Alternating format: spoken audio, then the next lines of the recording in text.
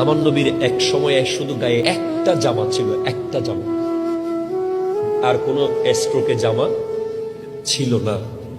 এক এতিম এসে নবীকে বলে, আপনার গায়ের জামাটা আমাকে দেন।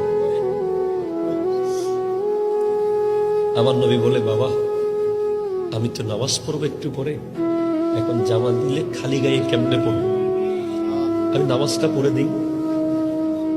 ওই ছেলের মা কাছে গিয়ে বলে, মা নবীজি তো আমাকে জামা দিল না। বলে, উনি দিয়ে দিবে, আরেকবার বল। পরের বার গিয়ে যখন বলে, আমার নবী জামা খুলে ওই ছেলেকে দিয়ে দিয়েছে।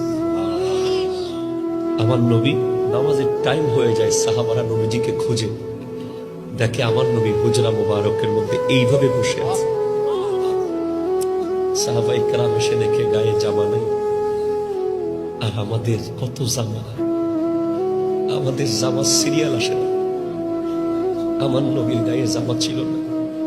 সিদ্দিক আকবর সব টাকা ইসলামকে দিয়ে ছিঁড়া জামা পরে বসে আছে। তো আল্লাহ বলেন, ফেরেশতাদেরকে সবাইকে বলা, আবু বকরের মতো জামা পড়তে।